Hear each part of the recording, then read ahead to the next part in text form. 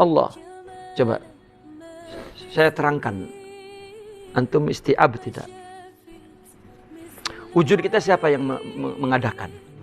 Sifat kita siapa yang mengadakan? Fi'il kita siapa yang mengadakan? Kalau fi'il kita berbuat dan melahirkan karya, yang mengadakan karya ini fi'il kita atau Allah?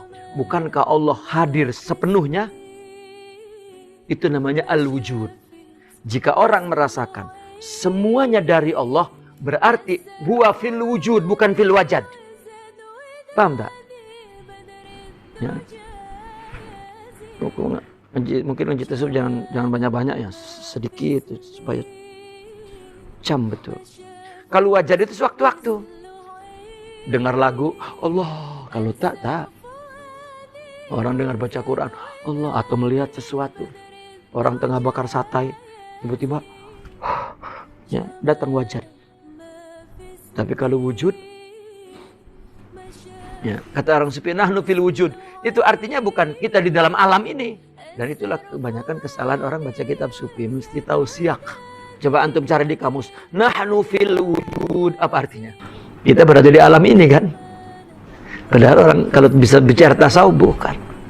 Saya berada dalam penyaksian semuanya Allah. Itu nahnu fil wujud. Tapi lihat konteksnya tuh. Ngapain kita memang sudah fil wujud dikatakan nahnu fil wujud? Oleh karena itu, Imam Al-Junaid suatu ketika berjalan ya di malam hari. Lalu depan rumah seseorang. Ya. Dan mendengar seorang perempuan menangis sambil melantunkan syair. Panjang syairnya tuh. Syair kerinduan karena suaminya pergi lama. Tak datang-datang. Di akhir daripada syair itu, dia mengatakan, wujuduka dzambun la yuqasu bihi dzamb.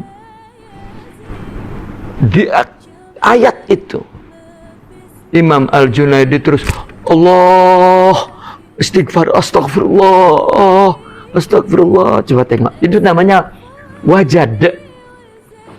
Apa?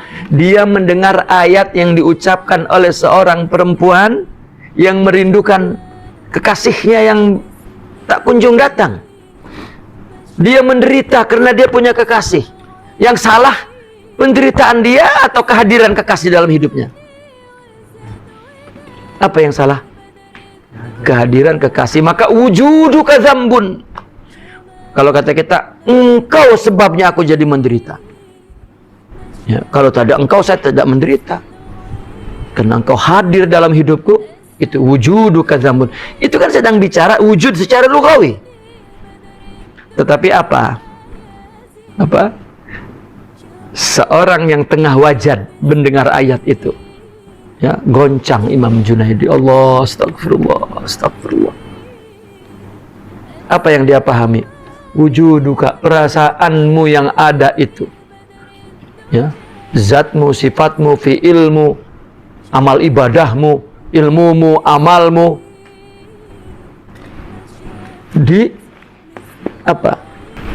dia melihat bahwa besar dia, wujuduka, itulah dosa, ya, lebih dosa daripada perbuatanmu. Orang berbuat dosa kan fi'il saja, yukhaliqus syariah, masih. Tetapi kalau jiwa melihat dia hebat, ilmunya, amalnya, pendudukannya, oh, itu lebih besar dosa. Dan itu tidak dibahas di fikih, Pak. Tetapi semua dosa yang dibahas di fikih, sebabnya adalah itu yang dibahas di dalam tasawuf. Fikih hanya ya seperti nahwu itu.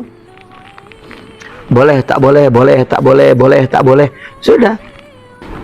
Makanya ketika orang sufi berbicara, ya, semua boleh. Ya, secara fikih, secara nahwu. Karena dia yang tahu maknanya, ya. Nah, maka ini masih sama. Awrada 'alaikal warida liyukhrijaka min sijni wujudik. Kamu keluar dari perasaan kamu hebat. Ya. Yani min sijni wujudik. Sifat yang kamu punya apa tuh? Sifat ilmu, sifat amal, sifat kaya, sifat kedudukan, sifat. Ya, bahkan sifat wujudmu. Ya. Itulah yang mencegahmu untuk menyaksikan Allah. Karena secara real, secara kasat mata, badan kamu yang melakukan, kamu yang mencari. Padahal itu tajalli. Allah yang bagi, Allah yang ciptakan. Perasaan wujud itulah yang mencegah kamu untuk menyaksikan Allah. Berarti kamu dipenjara oleh dirimu sendiri. Maka disebut sijin. Dikeluarkan dari sijin wujudik kemana? Ila fadha'i syuhudika. Diumpamakan seperti fadha', coba. Ya. Fadha'i syuhudik.